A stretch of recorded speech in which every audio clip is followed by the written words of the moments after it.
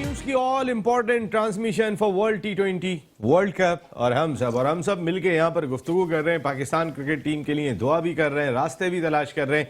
ज़ाहिर पहला लगाओ तो हमारा पाकिस्तान क्रिकेट टीम के साथ ही दिखाई देता है और मोस्टली हमारी गुफ्तगू हमारे शो में हम पाकिस्तान को ही फोकस करते हैं।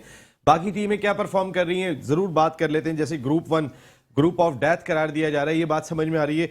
शुभ भाई, जाने से पहले जो मैं सवाल छोड़ के गया था, जरा बताइएगा कि ये जो सरफराज की क़यादत में जिस वक्त टीम खेल रही थी, कोई भी खिलाड़ी हमारा रैंकिंग में नहीं था और हम नंबर 1 थे। हम सारी दुनिया में 11 सीरीज ऑन ट्रॉट जीत गए।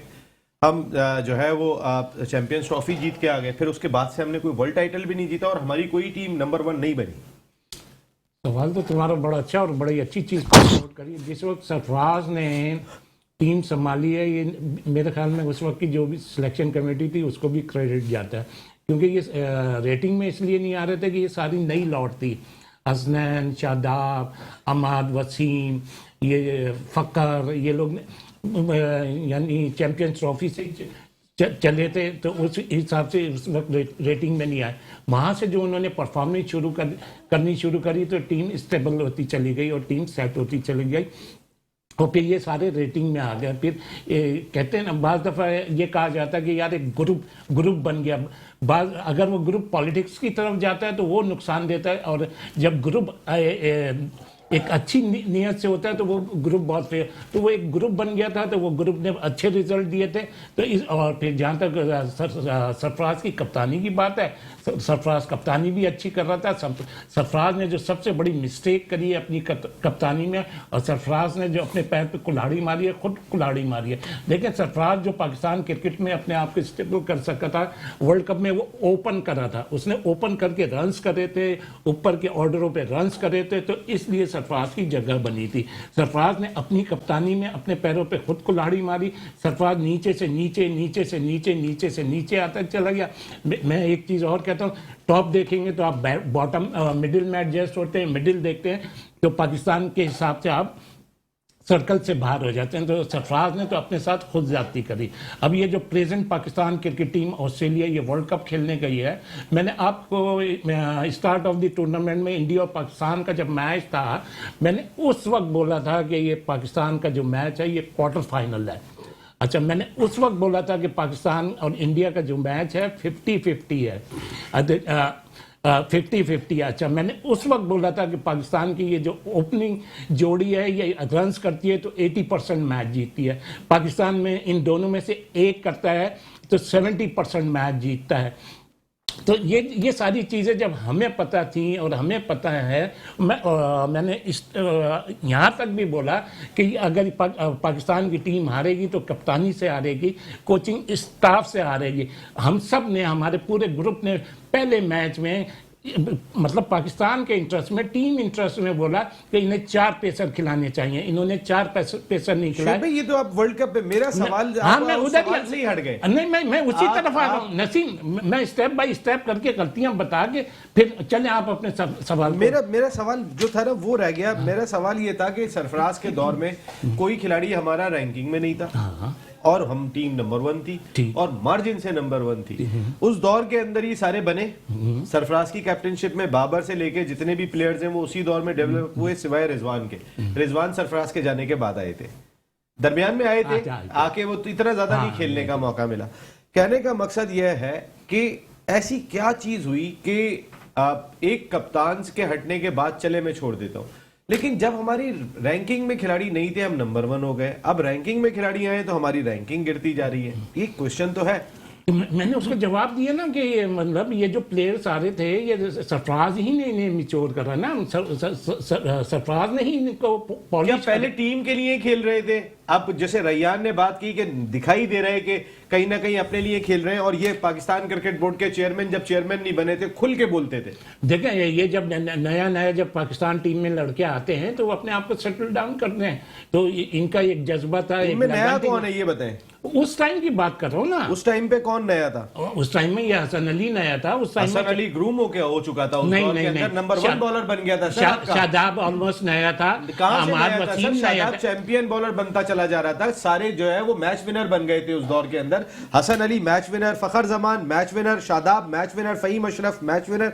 कौन मैच विनर नहीं था चलो हो मुझे सकता है बताएं। मैं गलत कह रहा हूँ, फिर मेरी तो यही सोच थी और यही मैंने जो देखा 4-5-6 जब ये सरफराज की कहीं ना कहीं जो रमीज राजा साहब ने बात कही थी कि सेल्फिश अप्रोच दिखाई दे रही है, कहीं वो है तो नहीं? रेयान ने वही बात की जो चेयरमैन क्रिकेट बोर्ड जब चेयरमैन नहीं बने थे बोलते थे। अच्छा रेहान, अच्छा मैं कद्दाफी स्टेडियम की बात नहीं करूंगा, मैं हाई परफॉर्मेंस सेंटर की बात करूंगा। क्योंकि हम क्रिकेट पे बात कर रहे हैं, हम क्रिकेट पे सर बात कर चेयरमैन अगर लगाएगा किसी को तो वो वहां पे होंगे हाई परफॉर्मेंस नहीं, सेंटर में। सर चेयरमैन का ये काम नहीं होता। चेयरमैन ने हाई परफॉर्मेंस सेंटर दे चेयरमैन दिया का वहाँ रिबन काटने के लिए ये आप उससे पूछ लें, ये उससे पूछ लें। भाई पाकिस्तान की क्रिकेट कौन चला रहा है? हाई परफॉर्मेंस सेंटर चला रहे हैं, सारे कोचेस को वो करते हैं। जिम्मेदार कौन होगा end of the day? End of that अभी मैंने कल भी ये बात बोली थी फिर कि आप टूर्नामेंट तो खत्म होने दो, टूर्नामेंट खत्म होगा तो फिर चेयरमैन उस पर कुछ सादिक भाई, चेंजिंग सादिक भाई वगैरह करेगा। सरफराज के दौर में जो है वो आपका कोई खिलाड़ी रैंकिंग में नहीं था,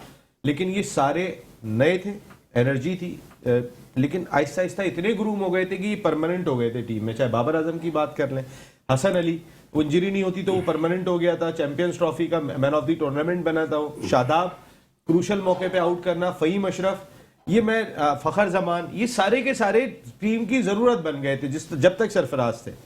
उसके बाद से ऐसा लगता है ये टीम 2 खिलाड़ियों की टीम बन गई है। देखे ना, आपने भी कहा कि तुम एक बंदा नीचे आ जाए, और भी सारी दुनिया कह रही है कि एक बंदा नीचे आ जाए, लेकिन वो आने को तैयार नहीं है। इसका मकसद है टीम से ज्यादा बड़ा उनकी ओपनिंग करना है।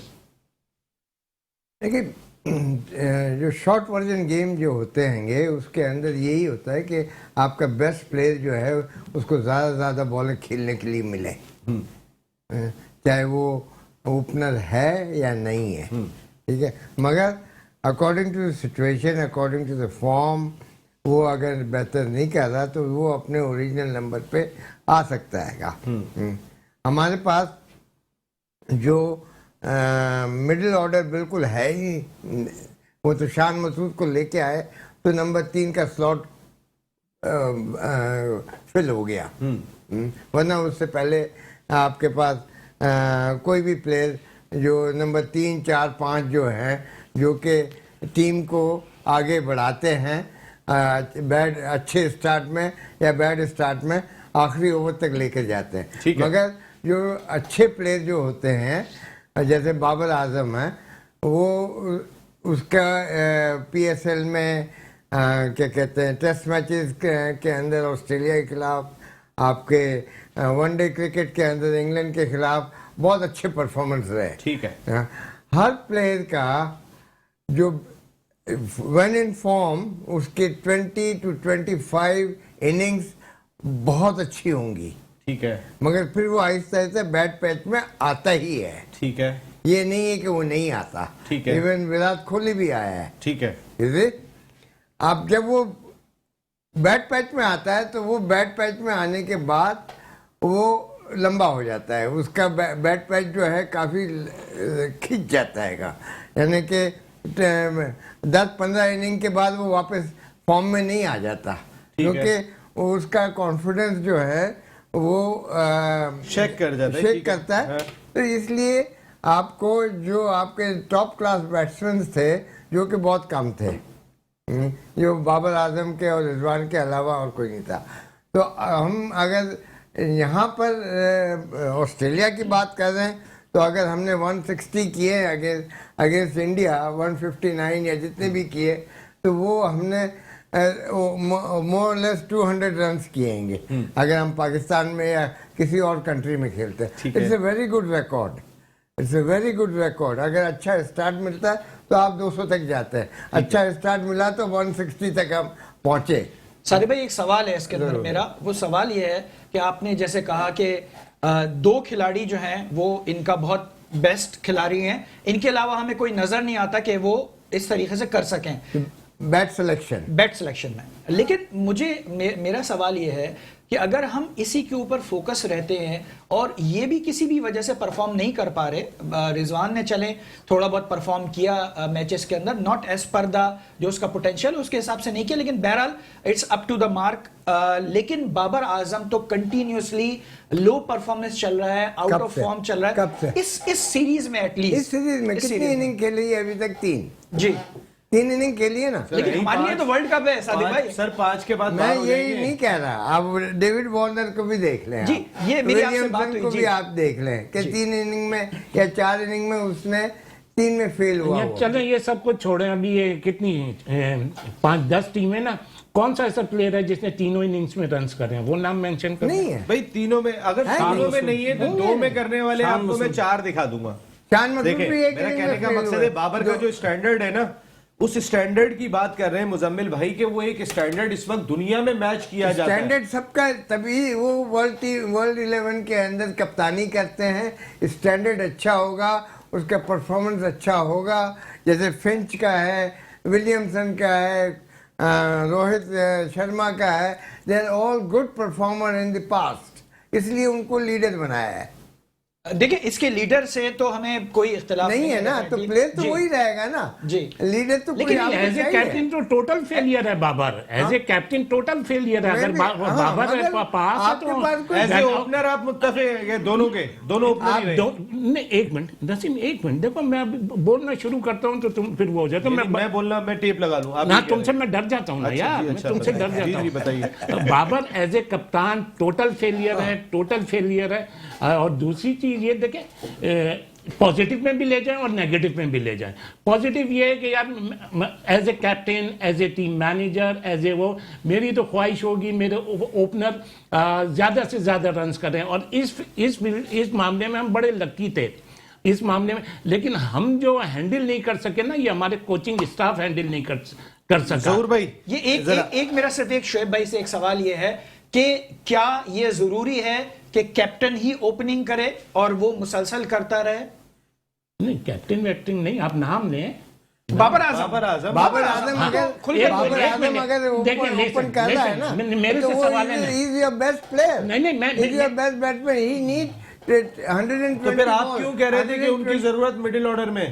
किसकी? बाबर की। वो तो इसलिए कि हमारे पास जो नहीं चल रहा है, क्योंकि हमारे पास मिडिल ऑर्डर जब है ही आदमी नहीं। डूबने लगता है ना तो है हाथ ही पैर नहीं। तो चलाता है। अब हम इस तो पोजीशन में हो कहने रहे का हैं कि हम मकसद ये, सेमीफाइनल फिर मैं से जो बाहर बात हो कह रहा हूँ कि जाएंगे। 2 आदमियों की टीम है कि आप हाथ पैर चला रहे हैं लेकिन आप अपनी तब्दीली करने को तैयार नहीं है। ये शोएब भाई, मेरा ये सवाल ये मेरा ये है- पहले भी थी ये बात प्लीज, कि- मैं अगर मुझसे कोई भी सवाल करेगा तो मेरे चले से आप पूरा रहने भाई। जवाब जहूर भाई बताइए, जहूर भाई पूरा आपसे जवाब मेरा दें। सवाल है। जहूर भाई आप बताइए, जो अभी गुफ्तगू हो रही है इसका जरा जवाब दीजिएगा कि सरफराज के दौर में कोई भी खिलाड़ी आपका रैंकिंग में नहीं था और टीम मार्जिन से नंबर 1 थी, इसकी क्या वजह लगती है? और अब हमारे रैंकिंग में प्लेयर्स दिखाई दे रहे हैं और टीम की रैंकिंग गिरती जा रही है। जी, इस वक्त जो है ना सेल्फिश अप्रोच जो है, ये मुजम्मिल भाई ने बोला कि सेल्फिश अप्रोच से नीचे आए। पाकिस्तान को देखें, इस वक्त आवाम को देखें, 22-23 करोड़ आवाम को देखें और पाकिस्तान की टीम को देखें। आप अगर नहीं चल सकते ओपनिंग में भाई, आप थोड़ा पीछे आ जाएं। आप वर्ल्ड क्लास बैट्समैन है, इसमें कोई शक नहीं है। आप अपना नंबर चेंज करें, आप फ़खर को और रिजवान को ओपनिंग कराएं, उसके बाद शान मसूद को भेजें, आप तीसरे नंबर पे आएँ, चौथे नंबर पे आए। उसमें यह है कि आप विकेटें जितनी बचाएंगे इतने बाद के खिलाड़ी अच्छा खेलेंगे और वो हिटिंग भी लगाएंगे। आप सारी विकेटें गवा के शुरू में बैठ जाते हैं, 5-6 विकेटें पीछे वाले बेचारे क्या करेंगे? आपको चाहिए, मैंने उस दिन भी बताया, 10 ओवर में 60 रन बना लें भाई, लेकिन 1 विकेट गंवाए, ताकि पीछे आने वाले जो लोग हैं वो हिट तो लगाएं, हिटिंग तो करें ना। जैसे इफ्तिखार है या आसिफ है या जो भी पीछे आ रहे हैं वो हिटिंग तो करें। उनको मौका ही नहीं मिलता, वो पीछे विकेटें गिरी होती हैं, रन होते ही नहीं है। भाई आप लोग मेहरबानी करें, अपनी विकेटें बचाएं और 6-7 रन से सिंगल डबल करके गेम को लेके आएं। और उससे आगे आपके पास इतने खिलाड़ी हैं कि आप सिर्फ एक खिलाड़ी चाहिए जो हिटिंग करके मैच को 170-180 पे ले जा सकते हैं। जैसे पता है क्या, इन दो का ही प्रेशर होता है, रिजवान का और बाबर का। जो मॉडर्न हमने बाकियों की तो बैटिंग ही नहीं आने दी, 14 ओवर वो खेल के आ रहे हैं, 100 रन करके आ रहे हैं, 90 रन करके आ रहे हैं। हम बाकियों को बात तो ये है practice कि नहीं पावर दी। प्ले उन्होंने निकाल दिया सारा। पावर प्ले जो है वो उसके अंदर जब स्कोर नहीं किया, मैं सादिक भाई की बात से बिल्कुल इत्तेफाक करता हूं। इसके बैटिंग कैलिपर के अंदर मुझे कोई एतराज नहीं है, जिस तरह जो है शोएब भाई ने भी कहा। लेकिन मसला ये है कि जब आप पावर प्ले पूरा खेल जाते हैं और उसके अंदर या तो आप आउट होके चले जाते हैं या फिर आप रन स्कोर नहीं करते, दोनों सूरतों के अंदर आप टीम को एक सख्त मुश्किल हालात से 2-4 कर देते हैं। आप 10 ओवर खेलें, ठीक है आप खेलें 10 ओवर, लेकिन 10 ओवर में फिर आप स्कोर करके आए ताकि नीचे आने वालों को, और फिर आप विकेट या तो होल्ड करें, आप दोनों में से कोई एक काम तो करें। आप विकेट भी होल्ड नहीं करते, आप रन भी स्कोर नहीं करते और आप आउट होके बाहर आ जाते हैं। विकेट होल्ड से क्या मुराद आपकी? विकेट होल्ड से मुराद ये है कि रुके तो सही। हाँ तो खड़े रुकते तो हैं, 10-10 ओवर रुकते हैं तो कहाँ आप वो रुकते हैं? ऐसा क्या करें? 7-8 रन पे 3 खिलाड़ी 4 खिलाड़ी बिल्कुल, out अच्छा, हो बिल्कुल, जाते हैं। एक मिनट जरूर भाई, मैं तो शुरू से कह चुका हूँ ये इनके जब ये रन्स नहीं करें तो आप जीत के दिखाए ना। दोनों ने अगेंस्ट और जिम्बाब्वे कहने का रन्स नहीं मकसद करे तो जरूर भाई आपने पता है कहा क्या? जीता। देखिए ना, दो मैं आदमियों का मुसलसल प्रेशर यही है। बात कह रहा हूँ कि ये दोनों रन्स करते हैं तो आप 80% सर, जीतते करते हैं, इनमें से एक करता है तो आप 60% जीतते हैं। कल रिजवान ने 50 करे ना, जीत गए। हाँ, वो दोनों आयरलैंड नहीं से करते, मैच आप भी कर जिम्बाब्वे रहे के हैं। अगेंस्ट हार ठीक गए, है। आप पूरी हिस्ट्री उठा दें। बीजी शुएब भाई रेयान ठीक मियां है। जी जोर भाई, स्कोर उनको करना पड़ेगा, स्कोर करेंगे तो रेयान, पाकिस्तान मेरा की टीम सवाल जीतेगी। यह है कि अब इस वही, वक्त अगर शेख हुआ जो हमारे कह रहा किसी है, दो बैट्समैनों का हुआ है, सादी भाई एक सेकंड आ गया, हमारे किसी दो बैट्समैनों का हुआ है, वो रिजवान और बाबर का है। रिसेंट पास में रिकॉर्ड उठा के देखें, सब कुछ उठा के देखें। अब अगर ये दोनों आउट हो जाते हैं ना तो आधी टीम जो सामने वाली टीम होती है ना, वो आधा मैच वैसे ही जीत जाती है। उन्हें पता है कि पीछे कोई नहीं आ रहा। अब लॉजिकल पॉइंट ये है कि शुएब मलिक बैठे होते थे ना, एक इनिंग कैरी करने वाला होता था जिसको आप लेके नहीं गए। बिल्कुल। मेरा पॉइंट ये है कि इसके बावजूद कि आपको जरूरत दिखाई दे रही है ऑस्ट्रेलिया की कंडीशन में, नई बॉल से आपके आउट भाई होने आपके के चैनल ने इम्कानात भी शुएब पूरे मलिक के लिए कितनी आवाज उठाई इम्कानात है? भी पूरे पूरी उनके आवाज आउट होने उठाई के, है। क्योंकि इस तरह की पिचेस पे नए बॉल को खेलना इतना आसान नहीं है। तो भाई एक जिसका थोड़ा सा एक दबदबा है वो एक नीचे आ जाएगा तो पता होगा कि अभी बाबर को भी आउट करना है। Yes. अभी हमने सिर्फ रिजवान को आउट किया है। जी बिल्कुल, ये सही बात करी है। और अपने आप देखें दूसरे टीमों का जो माइंडसेट है ना, वो भी इसी माइंडसेट को लेके चल रहे हैं कि उनका दोनों ओपनर में से कोई एक ओपनर एग्रेसिव खेलता है, दूसरा जो होता है वो इनिंग्स कैरी कर रहा होता है, और नॉर्मली जो तीसरे नंबर पे पहले यानी फर्स्ट डाउन आता है वो इनिंग्स कैरी करने के लिए होता है। हम लोग ने वैसे ही दो ओपनर जो है हमारे, वो वैसे ही इनिंग्स कैरी करने में लगे होते हैं। आजकल तो उनसे वो भी नहीं हो रहा। चलो वो काम अच्छा कर रहे होते ना तो फिर भी थोड़ी सी दिल को तसल्ली होती। आप इंडिया की बात करें, इंडिया के जो अभी मैच हुआ उनके साउथ अफ्रीका के खिलाफ, उसमें सूर्य कुमार यादव, जिस तरह सादिक भाई बताते हैं कि हमारे टेक्निकली करेक्ट बैट्समैन की जरूरत है, कहीं से भी टेक्निकली करेक्ट नहीं है। वो कहां खड़े होकर कहां शॉट मार देता है वो आपने देखा। एबी डिविलियर्स कभी भी टेक्निकली करेक्ट नहीं था, ना क्रिस गेल। गुड पॉइंट है। T20 क्रिकेट में कोई टेक्निकल नहीं चाहिए भाई। क्या करना है टेक्निकल? आपसे रन्स चाहिए, आपका स्ट्राइक रेट चाहिए। हम बाबर आजम की important कवर चीजें ड्राइव सारी की दुनिया तारीफ इसी पे करते फोकस की हुई थे। है। भाई नहीं चाहिए बाबर आजम की कवर ड्राइव, एक जितनी बैट्समैन हाईलाइट चाहिए, देखनी थी हमने only देख one ली। बैट्समैन सर हमें चाहिए पावर आपको, हिटर अच्छा चाहिए, बस। हमें एक पावर हिटर चाहिए हमें। एग्जैक्टली मुजम्मिल भाई, आपने जो बात कही थी ना शख्सियत परस्ती, जी। वो बहुत इंपॉर्टेंट बात जी, है। यहाँ पे सिर्फ शख्सियत परस्ती की टीम नजर हुई हुई है। बाबर चला गया तो क्या होगा, रिजवान चला गया तो क्या होगा। भाई ये पाकिस्तान 22 करोड़ आवाम का मुल्क है। जी, मैं एक यहाँ और पे बड़ी 16 दिलचस्प खिलाड़ियों के गिर्द आपकी टीम खेल दिलचस्प रही है। आपको बात दोस्ती बताने यारियां लगा निभा हूं रहे हैं। कि आप दुनिया में कहीं पर भी चले जाएं, आप अगर मैच पाकिस्तान का चल रहा है, किसी भी मुल्क के साथ चल रहा है, आप किसी भी पाकिस्तानी को वहां पर रोक कर पूछें यार स्कोर क्या चल रहा है, वो आपको स्कोर बताएगा। क्यों? क्योंकि 22 करोड़ आवाम जो पाकिस्तान के अंदर मौजूद है और 1-1.5 करोड़ जो पूरी दुनिया के अंदर फैली हुई है, हर बंदा क्रिकेट के साथ कनेक्टेड है। क्रिकेट उसके लिए खाली खेल नहीं है। हम अब ये चीज, ये जो हमारे जज्बात हैं, मेरा ख्याल है कि हमारे जो कैप्टन हैं और हमारी जो टीम है शायद इस जज्बात को समझ नहीं पा रही है कि क्रिकेट हमारे लिए क्या अहमियत रखती है। मगर आपने उस कैप्टन को आपने मिडिल ऑर्डर दिया ही नहीं है। बात यह है, हम देंगे मिडिल ऑर्डर नहीं दिया इसके सर। अंदर। कप्तान खुद फैसला नहीं कर सकता। अगर सिलेक्शन कमेटी में वो करता है, अगर वो इन जैसे प्लेयरों को अगर वो बैकिंग करता है कि ये मेरे को प्लेयर चाहिए, तो देन क्या कहते हैं, सिलेक्शन कमेटी के अंदर इतने अच्छे प्लेयर बैठे हुए हैं, या उनका एक डिसीजन होना चाहिए कि ये प्लेयरों का ये रिकॉर्ड है और ये टेक्निकली सही नहीं है। अब देखें, हर अच्छा खिलाड़ी ज़रूरी नहीं है कि वो समझदार भी है। जी जी, वो अपने आप को देखता है कि मैं अगर खेल सकता हूँ तो दूसरा भी खेल सकता है, नहीं, इसलिए कि उसकी काबिलियत कितनी है, जो मिडिल ऑर्डर की काबिलियत कितनी है जी। वो मैंने जैसे अभी थोड़ी देर पहले हम डिस्कस कर रहे थे कि जो हमारा मिडिल ऑर्डर जो है, एक 4 ओवर का प्लेयर है, एक 3 का है और एक 5 बॉलों का प्लेयर है। जी, नहीं? तो मिडिल ऑर्डर ऐसा नहीं होता। सादिक भाई, ऑर्डर क्या ऐसा आप इस होता बात है- से इत्तेफाक नहीं करते कि शुएब मलिक को ना लेना वो नहीं इसके है ना, अंदर वो ये- नहीं है, वो नहीं वो है। नहीं तभी है तो तो मैं भाई कह रहा तुम हूँ, नीचे आ जाओ, तभी कोई तो एक मैं आ कह रहा जाओ। हूँ कि तो आप साहब फिर इसको नीचे नहीं आना नहीं, चाहिए। हाँ, तो अब देखें 5 मैचेस ही खेलने जी। हैं उसने। 2 मैच में अगर फेल हो जाता है तो तीसरे मैच में वो आके चांस तो लेगा ना। मेरा अब- अच्छा अब ये तो ये नहीं है ना कि ये मैं- मेरा किसी से सवाल नहीं मैं- है। हाँ। मैं आप शोएब मलिक की जो ऑस्ट्रेलिया की परफॉर्मेंस है, उसका भी- हाँ नहीं, हाँ उसका 10 रन का एवरेज नहीं सर है। ऑस्ट्रेलिया में परफॉर्मेंस मुझे बताएं किस बैट्समैन की आपके दौर से पूछें। नहीं है। यार साजिद भाई आपके दौर से नहीं है। हमारी तो ये समझ नहीं में है, नहीं साजिद आता। भाई आपके दौर से नहीं है। ये शोएब भाई जो बात कर रहे हैं कि शोएब मलिक की नहीं है, मुझे ये बताएं है किसकी वहां पे? यार मेरी बात पहले पूरी तो सुन लेते। मेरे को तो नसीम तुम्हारे साथ वो हो जाता। अगर मैं कुछ बोलता हूँ तो तुम वकील भी बन जाते हो, मैं कुछ बोलता हूँ तो तुम क्रिकेट शोएब भाई, के मैं आता हूं अभी आपकी बात सुनता हाँ हूं। बिल्कुल। सईद भाई जरा मुझे बताइएगा, मुझे नहीं, ब्रेक नहीं, पे फिर जाना अभी है। नहीं, फिर- मैं अभी पहले बात जरा सईद भाई की बात रह जाएगी। अच्छा, वो लो, सईद खामोश भाई रहे। मेरे गेस्ट हाँ, हैं, सईद प्यारे। भाई प्लीज। चले, इजाजत सईद दें। भाई आप ये जो अभी इतनी सारी डिस्कशन आपके सामने हो रही है, हमारी टीम 160 रन की टीम बन गई है। अगर सच्चाई से आप देखें, आप कौन सी टेक्निक से आज जोस बटलर मिडिल ऑर्डर में बैटिंग करते थे, टॉप ऑर्डर कैप्टन आके इनिंग का आगाज कर रहे हैं। एडम गिलक्रिस्ट को उस दौर में ऑस्ट्रेलिया ऊपर ले आया था जो मिडिल में बैटिंग करते थे। शाहिद अफरीदी उस दौर में ओपनर आ गए थे जब 10 ओवर का पावर प्ले था, 50 ओवर खेल रहे थे। सईद अनवर और आमिर सुहेल टीम के ओपनर थे। आमिर सुहेल को वसीम अकरम ने बाहर बिठाया, शाहिद अफरीदी को इन किया कि पावर प्ले की अपनी एक अहमियत है। जयसूर्या ऊपर आ गए थे। तो कहने का मकसद है हमें समझ ही नहीं आ रही ये बात। वो 50 ओवर में उस दौर में फैसले हो रहे थे, हम 20 ओवर में नहीं कर रहे।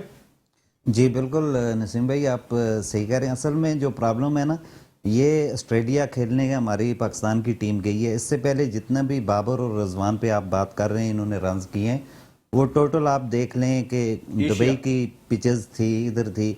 और मेरे ख्याल से इंडिया से पहले ही वर्ल्ड कप का मैच बाबर रजवान ने हम सबको जितवाया था। तो सारे मेरे के उनकी तारीफ़ें कर रहे थे हर बंदा कि भाई इन्होंने, अब वहाँ पे जाके वो रन्स नहीं कर रहे तो हर बंदा उनके खिलाफ है। कि वहाँ पे प्रॉब्लम ये है कि एलन को देख लें, न्यूजीलैंड ने क्या किया। अभी दुआ के लिए नसीम ने बिठाए हुए भी हैं। जी ये बात बाकी ये सब बात दुआ तो करते तय हैं है ना पाकिस्तान सर। टीम के देखें लिए, ये जी। बात तो तय है कि उन्होंने 2 प्लेयर मिस किए हैं, शर्जील और फ़हीम अशरफ। हाँ। वहाँ और पे शोएब प्रॉब्लम मलिक? ये है, फिलिप्स को जितनी भी आप 2 सेंचुरी हुई हैं, कुछ रन्स किए हैं, 2022 पे उनका कैच ड्रॉप होता रहे, ठीक है, लेकिन उन्होंने बैट रोका नहीं है। वो चलते रहे। पहले जो 6 ओवर है उनमें एक वो प्लेयर भेजते हैं, उनका माइंड सेट है कि भाई इसने हिट करनी है, और लास्ट पे भी उनके पास है। अनामुल हसन को देख लें, जो वो इसने किया है बांग्लादेश के, जिसने स्कोर किया है। उसके अलावा रूसोव ने किया है, फिंच ने किए हैं थोड़े बहुत स्कोर। तो ये चंद एक प्लेयर हैं जिन्होंने 50 प्लस किया और 2 ने सेंचुरी की है। सूर्या कुमार की एग्जांपल मौजूद है, 30 for 4, और वहां से उसने अपनी बैटिंग खत्म नहीं की। 168 के स्ट्राइक रेट से 50 किया, और जिस वक्त वो अपनी इनिंग खत्म करके आए 170 के ऊपर अपनी सर इनिंग छोड़ इंडिया के। तो जी, मैं बहुत वही- अच्छी टीम है। भाई हमारी- मैं वही अर्ज करना चाह रहा हूँ नसीम भाई। हमारी बाबर आजम और रिजवान भाई से कल जो रिक्वेस्ट खेली है कि है आप हम से कंपेयर कर रहे हाँ, हैं। इंडिया क्या खेली है, 130 पे आउट हो गई। रिजवान और बाबर भाई से रिक्वेस्ट है कि भाई आप प्लीज हमने कितने किए थे? हमने कोई यार हम 190 कर तो लिए है बकौल सबके के, हम हम तो तो है ही जिम्बाब्वे बुरे, के खिलाफ लेकिन आउट हम हुए, दुआ वो कर साउथ लेते हैं। अफ्रीका की हाँ, बेस्ट देखें- बॉलिंग के खिलाफ आउट हुए। हाँ, वो हम आउट जिम्बाब्वे से हुए हैं। मतलब शोएब भाई उनमें बहुत बड़ा फर्क है। यार, ये आप ये कितनी बात है ना मेरे- करें प्लीज शोएब भाई, ये बात नहीं बनती है। ब्रेक ले रहा हूँ, ब्रेक के बाद आता हूँ तो अपनी डिस्कशन को कंटिन्यू करते हैं। वर्ल्ड कप और हम सब, इसके बावजूद कि वर्ल्ड T20 ऑस्ट्रेलिया में जारी है, लेकिन हमारी कोशिश ये होती है कि पाकिस्तान क्रिकेट टीम को फोकस करें, क्योंकि ज़्यादातर हमारी ट्रांसमिशन का फोकस भी पाकिस्तान और पाकिस्तान के क्रिकेट फ़ैन होते हैं कि जिनके दिल अपनी टीम के साथ धड़क रहे होते हैं। तो हम कोशिश करते हैं कि ज़्यादातर बात पाकिस्तान क्रिकेट टीम पर ही की जाए। हालांकि कल 2 बड़े इंपॉर्टेंट मैचेस खेले जाएंगे जिन पर हम आने वाले वक्त में बात करेंगे, लेकिन कुछ पाकिस्तान का जो मैच खेला जाएगा against south Africa, south Africa India को हरा के आ रहा है। जिस तरह की साउथ अफ्रीका की फास्ट बॉलिंग है, मैं नॉर्किया की बात कर लूं, जो उनका पेस है, जिस तरीके से बाकी दोनों बॉलर, एनगीडी की बात कर लूं, जिस पेस के साथ उन्होंने इंडिया के टॉप 4 आउट किए इंडिया के खिलाफ, रबादा की बात कर लेता हूं, तो अगर पेस आ जाता है पिच में तो फिर वो खतरनाक है, पाकिस्तान की तरह खतरनाक है। लेकिन अगर बैटिंग ट्रैक आ जाती है तो फिर साउथ अफ्रीका वाले ज्यादा और खतरनाक लग रहे हैं, क्योंकि रोजो जिस तरीके की बैटिंग कर रहे हैं, डिकॉक जिस तरीके की बैटिंग कर रहे हैं, वो जिस स्ट्राइक रेट से बैटिंग कर रहे हैं, हम उस स्ट्राइक रेट से बैटिंग नहीं कर रहे। तो बॉलिंग अगर पिच होती है तो भी हमारे लिए तो ऐसा लग रहा है कि साउथ अफ्रीका का मैच जिस तरह हम पहले 2 मैच खेल के आए, आगे कुआं पीछे खाई। सईद भाई आपसे स्टार्ट लूंगा मैं यहाँ पर। ये जो अब साउथ अफ्रीका और पाकिस्तान का मैच होने जा रहा है, क्या लग रहा है आपको? क्योंकि जो मैंने लोग बात कर रहे हैं कि साउथ अफ्रीका की बॉलिंग बहुत तगड़ी है, उनकी बैटिंग भी जो है वो अच्छी फॉर्म में। नहीं, साउथ अफ्रीका के खिलाफ हमारा हमेशा से मेयार बुलंद रहा है। तो कल का जो मैच है, पाकिस्तान अगर थोड़ा सा वो अपने आप को इस तरीके से कर ले कि ओपनिंग में रजवान के साथ या हैदर अली या फ़खर, और जो बाबर है वो वन डाउन पे आ जाए, तो उनकी बॉलिंग बेशक बेहतरीन है। हमारे पास भी ऐसे हैं, उनको मौका सही नहीं मिल रहा, उन पिचेस को नहीं समझ आ रहे। 1-2 बंदे ही हिट करते हैं, बाकी अगर विकेट संभाल के उनके साथ चल जाएं तो 160-170 स्कोर वो कोई टीम भी पहले करे तो पाकिस्तान इंशाल्लाह उसमें फेवरेट होगी। पहले बैटिंग करे या बाद में इंशाल्लाह जरूर जीतेगी। फखर जमान कट और पुल अच्छे खेलते हैं, और जिस तरह की उनकी बॉलिंग आ रही है, नया बॉल खेलना है यहाँ पर, हमारे दोनों बैट्समैनों को जरा सी ऊपर गेंद कर रहे हैं। रिजवान को खासी हद तक उन्होंने ब्लॉक कर दिया, जो उनका ये वाला शॉट बंद किया। देन बाबर आजम भी स्ट्रगल करते हुए दिखाई दे रहे हैं। ऐसे में आप चांस क्यों नहीं ले रहे फखर के साथ कि अगर वो बैटिंग कर गए 7-8 ओवर? देखें, फखर को एक ही मैच उन्होंने खिलाया है, उसने जितनी शॉट्स भी खेले हैं बड़ी पॉजिटिव उसने शॉट्स खेली हैं, तो वो लग रहा है फॉर्म में भी है, तो उसको चांस देना चाहिए। इनमें रजवान एक बंदा रहेगा, क्योंकि ये वो विकेट तो रोक सकती ही नहीं है ना। वहाँ पे बंदा ये बोले कि ये 8-10 ओवर खेलेंगे तो विकेट बच जाएगी, उसके बाद मारेंगे नहीं। उन पिचेस में ऐसा कोई सीन नहीं है, विकेट गिरेगी। एक उनको ऐसा प्लेयर चाहिए जो पहले हिटिंग करे। ये इन दोनों के साथ ओपनिंग नहीं करनी चाहिए इनको, तो इंशाल्लाह पाकिस्तान जीतेगा। जी देखिए, मेरे ख्याल से जहां हमने 3 मैचेस ये कर चुके हैं, तो अब कल भी यही कर लेना चाहिए कि बाबर आजम और रिजवान को ले जाएं। वर्ल्ड T20 के बाद ही हटाएं। अब जब इतना कर ही लिया है तो चलो हम एक टूर्नामेंट की दोबारा कुर्बानी दे ही देते हैं। मगर इंशाल्लाह कल उम्मीद है कि जो उम्मीदें हमने पहले से लगाई हुई थी, कल दुआ भी है हमारी कि अगर ये लोग परफॉर्म कर जाएं और इस तरह परफॉर्म करें कि हमारा रन रेट भी बेहतर हो जाए इंशाल्लाह। कि हमारा रन रेट भी बेहतर हो जाए, क्योंकि अब हमारा फोकस सिर्फ पॉइंट्स नहीं है, अब हमारा फोकस रन रेट में भी है, क्योंकि अगर आगे हमारे इसमें रन रेट इन प्ले आता है तो इंशाल्लाह अच्छे रन रेट से खेलें तो क्वालिफाई कर जाएंगे। देखिए, अभी मेरा ख्याल ये है कि अभी भी कुछ ट्विस्ट आ सकता है। हमारी हमेशा दुआएं रहती हैं, हम चलते ही ट्विस्ट पे, हम चलते ही ट्विस्ट पर हैं, और हम अपनी परफॉर्मेंस से ज्यादा दूसरों की खराब परफॉर्मेंस पे हमारी डिपेंडेंसी होती है अनफॉर्चुनेटली, कि वो हारेगा तो हम आगे आएंगे, वो उसके रन रेट कम होगा तो हम आगे आएंगे। लेकिन आजकल हम एक और चीज सोच रहे हैं कि या तो साउथ अफ्रीका या इंडिया को उनकी हुकूमत अभी से बुला ले, तो ये भी एक दिमाग में आ रही है, तो भी पहुंच सकते हैं। जी, मैं मेरा ख्याल ये है कि जैसे रैयान ने बात की, ठीक है कि आप जो कम्बिनेशन है आप उसको कंटिन्यू रख सकते हैं, लेकिन इस कम्बिनेशन को हम देख रहे हैं कि परफॉर्मेंस नहीं कर पाई है, तो क्या बेहतर ना हो कि एक मैच जिसके अंदर हम समझते हैं कि पोटेंशियली हम जीत सकते हैं, तो उसके अंदर why not we try a new combination. हम फखर को ऊपर लेकर आएं, बाबर को हम नीचे लेकर आ जाएं, 1 डाउन या 2nd डाउन, और फिर देखिए हमारे पास हमारे पास चौथा पेसर की कमी है। ये आई डोंट नो ये क्यों किया गया। को लाने के बाद काफी हद तक हमने वो कमी पूरी हुई है, लेकिन अगर एक पोटेंशियली चौथा पेसर भी हमारे पास फ्रॉम द डे 1 मौजूद रहता, तो मेरा ख्याल ये है कि हमारी सिचुएशन थोड़ी सी डिफरेंट होती, क्योंकि ये पिचेस जो अभी तक हमने मैचेस देखे हैं, इसके अंदर जो पेस बॉल है उसका ज्यादा होल्ड रहा है और इफेक्टिव रहा है। तो मैं समझता ये हूं कि मिडिल ऑर्डर बैट्समैन से अगर आप जो अनफॉर्चुनेटली परफॉर्म नहीं कर सका, उसमें से अगर एक रिप्लेसमेंट होती और एक पेसर को उसकी जगह पे खिलाया जाता। लेकिन उसके बावजूद मैं ये कहता हूं कि हमारा जो बॉलिंग एंड है वो काफी हद तक ना सिर्फ सेफ है, बल्कि हम अटैक करने की और अटैक करने के बाद उसको होल्ड करने की पोजीशन के अंदर है। अगर हम इस दफा अपना जो ओपनिंग कॉम्बिनेशन है इसको चेंज करना चाहें, तो मेरा ख्याल है हमारे पास ये लास्ट चांस है कि इसके अंदर इसको हम चेंज करके पोटेंशियली हम दोबारा से इन होने की एक आखिरी कोशिश कर सकते हैं। बिल्कुल, ये बहुत अच्छा पॉइंट है जरूर भाई। ये जो अभी रैयान ने बात कही थी कि अगर आप रैयान ने ये भी कहा कि हमें जो है वो दोनों ओपनर अब जब इतने खेल लिए हैं तो खिला दें, लेकिन एट द सेम टाइम एक जुमला बड़ा अच्छा था कि हमें रन रेट की जरूरत पड़ेगी। अब इस वक्त जिस कंडीशन में हम आ चुके हैं तो रन रेट भी हमारा काउंट कर सकता है सेमीफाइनल में पहुंचने के लिए। तो ऐसे में व्हाई नॉट कि हम किसी एक ऐसे फखर की सूरत में बैट्समैन को भेजें कि वो पावर प्ले को भी यूटिलाइज करे और अपने रन रेट को बेहतर करे। अब पहले शुएब भाई तो स्टार्ट से कह रहे हैं इस ग्रुप में कोई रन रेट नहीं है, लेकिन आ सकता है रन और रेट। आज भी कह रहा हूँ कोई रन रेट नहीं होगा इस चले, पाकिस्तान वाले रन रेट की ग्रुप में। बड़ी जरूरत है और ये उस दिन अभी- आइएगा ये दिस इज आप बुलाएंगे तो मैं जरूर आऊंगा।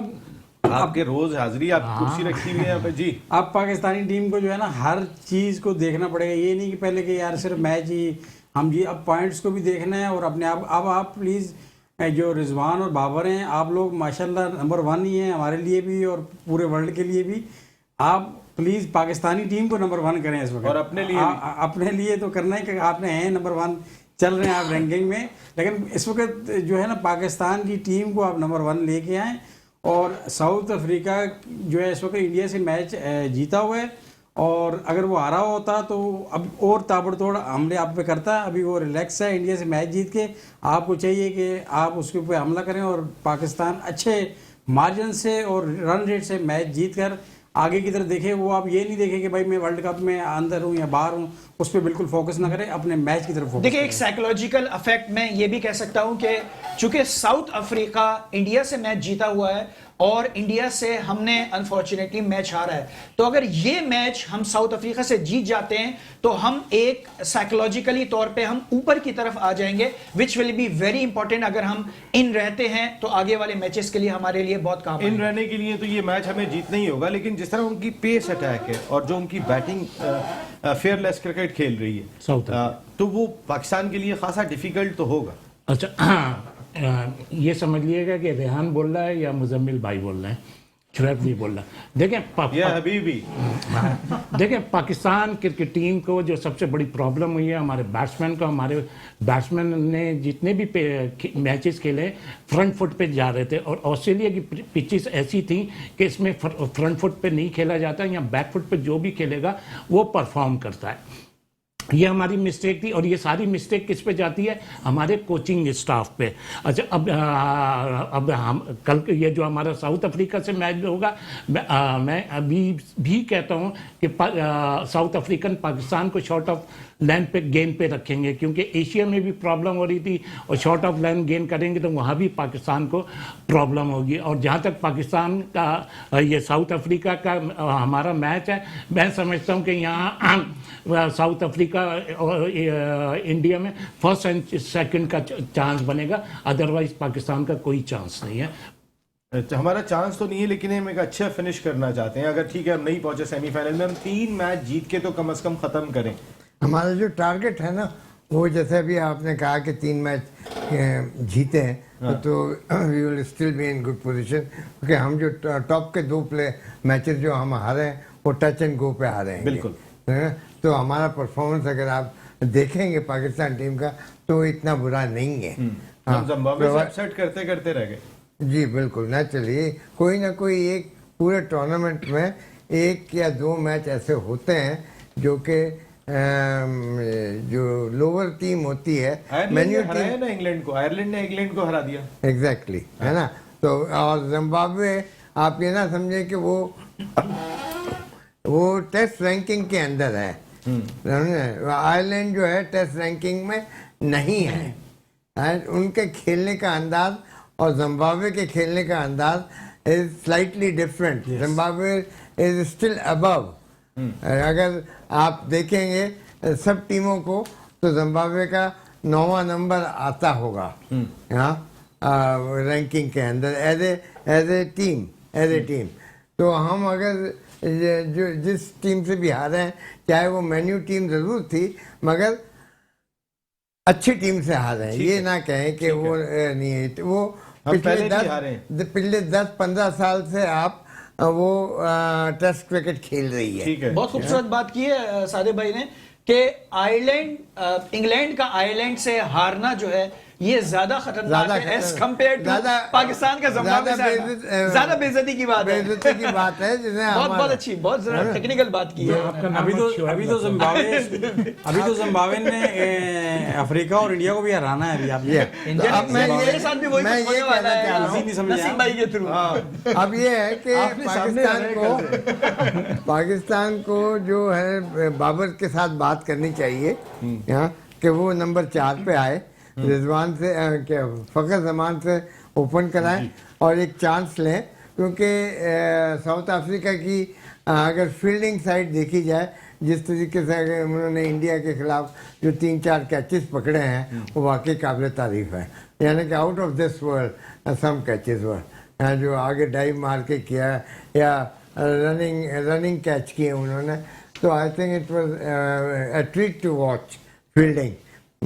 तो आप इसको इस तरीके से करें कि आप पहले जो 6 ओवर हैं उसमें 40-45 रन भी करें, 1 विकेट के नुकसान पे करें, ताकि आप 95 to 100 रन 13वें ओवर में करके फिर आपके पास जो बाबर अगर वहाँ पर है या रिजवान है, दोनों में से एक है, तो वो 170 तक 170 तक 160 तक ले जा सकते हैं, जो कि फाइटिंग स्कोर होगा from the Pakistan point of view और from the tournament point of view से भी देखेंगे 160 एवरेज स्कोर रहा है, जिसके ऊपर ज्यादातर टीमें बिल्कुल जो बैटिंग फर्स्ट है और बैटिंग सेकंड को मैच कंट्रोल कर लिया, दुश्वारी जरूर हुई है, जी जी जी, उसको डिफिकल्टी जरूर आई है 160 को चेस करते। तो ये बड़ा अच्छा पॉइंट सादिक भाई ने रेस किया है यहाँ पर कि फखर जमान से अगर आप ओपनिंग करा लें तो आप अपने रन रेट की जानिब भी जा सकते हैं, और